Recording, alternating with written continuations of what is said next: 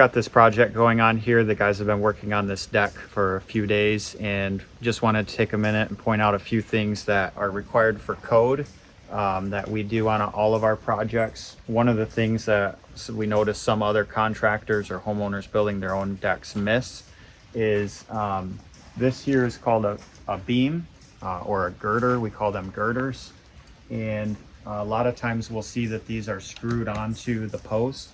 You can see that our team has notched the post and actually incorporated that girder right into the post and seated it on top.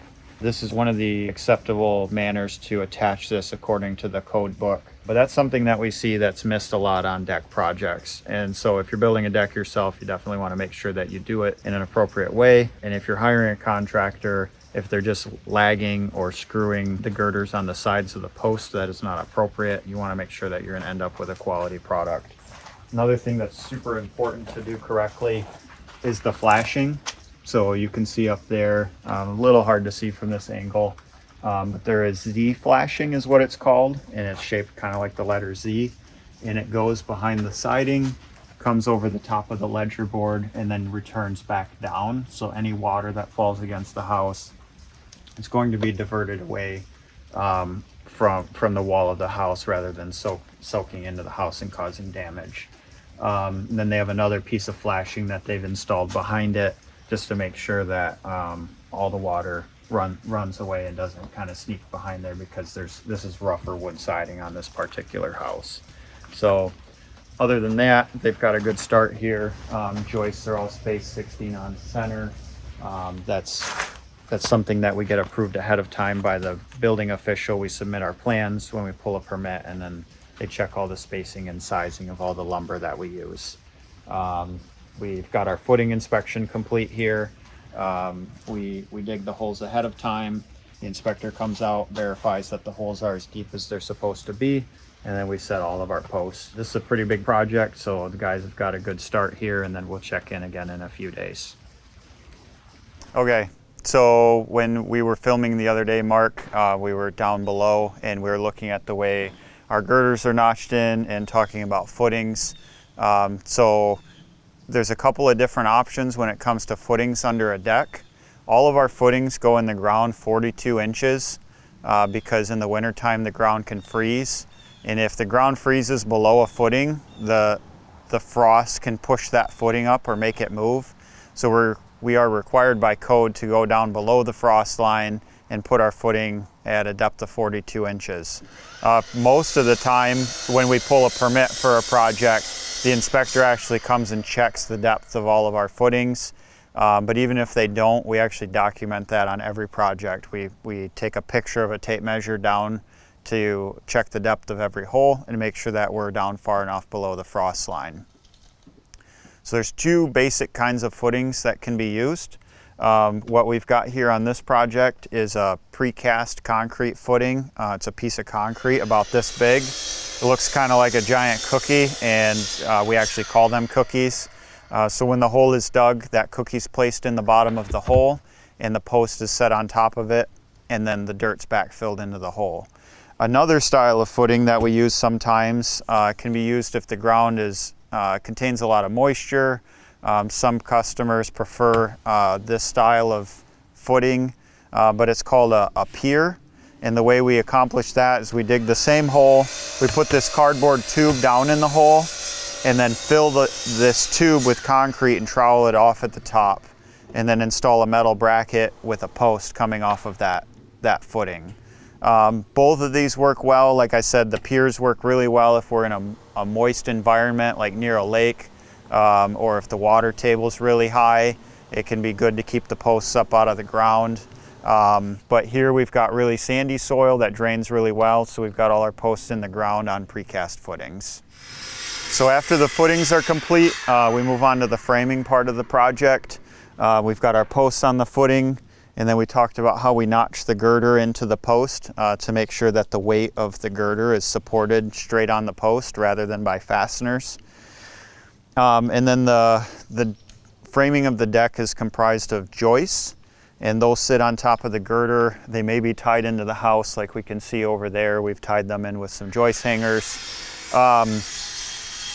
So these are typically going to be 2x8s or 2x10s. Sometimes we may use a different size lumber for that.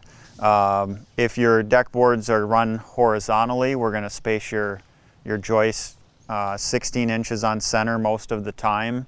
If you wanted to run your deck boards in a design or on an angle, the joists actually need to be 12 inches apart. So that's the framing piece. Then on this particular project, one extra detail that the customer wanted added on that I think is really nice is you can see joist tape here. And so it's actually kind of a wet day out. And you can see what this joist tape does. It diverts the water off of the top of the joist. One of the points in a deck that breaks down the quickest is the top of the joist, because water runs between the deck boards and kind of sits there sometimes, and it can cause the treated lumber to break down. Probably one of the first things to break down in a deck, after 20 years or so. So this joist tape is here to actually divert the water and extend the life of the joist. So really nice little extra thing. In the scheme of things, it's not that expensive. So it's definitely something that can help extend the life of the deck. On this particular project, we're going to be using a composite handrail, and the way that's supported is with wood posts that get a composite sleeve placed around them. So part of the framing is installing proper blocking to support the post to make sure that if someone leans on the handrail, it's going to be strong and secure.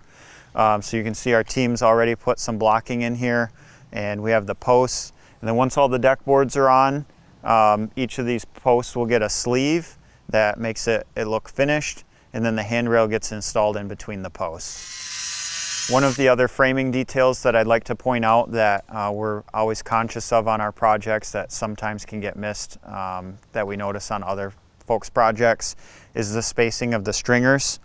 So the stringer is the support board that holds up the stairs. And you can see, this isn't a really big staircase, but you can see the quantity of the stringers that the crew's installed here. And the reason for that is this deck board that we're using has a scalloped bottom. So this is what a scalloped board looks like.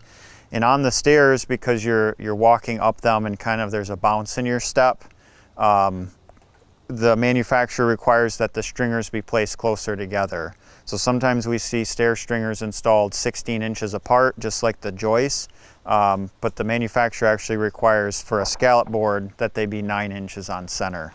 So it's something to be aware of, and you can see they've done a great job doing that here.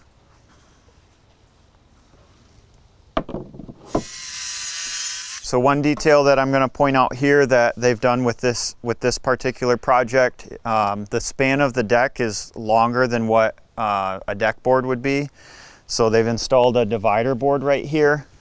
So you can see that breaks it up. Some people call them breaker boards, but that avoids us having what are called butt joints, and so it makes it look a little more clean and a little more finished as well.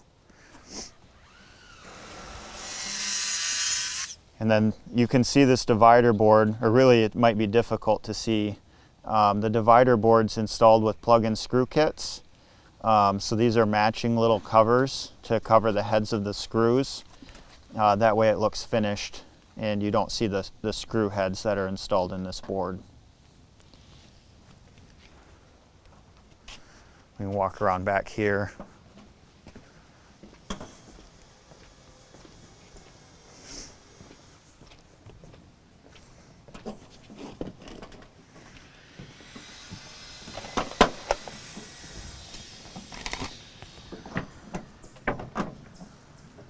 So you can see the guys are back here installing the deck boards.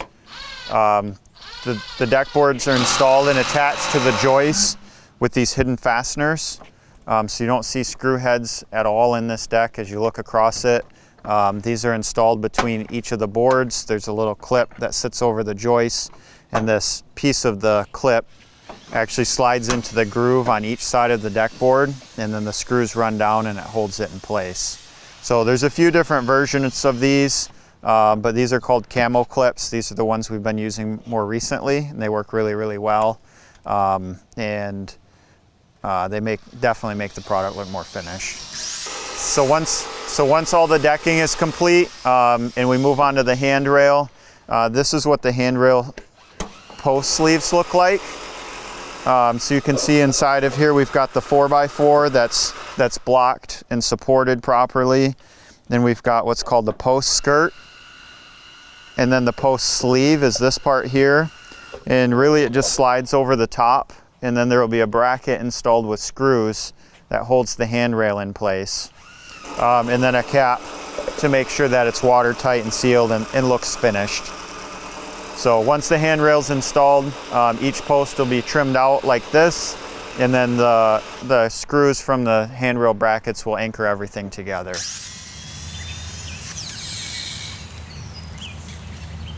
So one of the products that's going to make this composite deck look completely finished is called fascia. There's 2 different sizes. This is called fascia trim or fascia board, and we install this on all the risers and all the rim joists. So the entire perimeter of the deck is going to have this trim installed. It's all going to be installed with plug-in screw kits so that it looks completely finished off. And this is a detail that on some projects that we've seen done by others maybe aren't quite as complete looking. And that's really the only difference, is this fascia being installed is going to make the deck look completely finished off.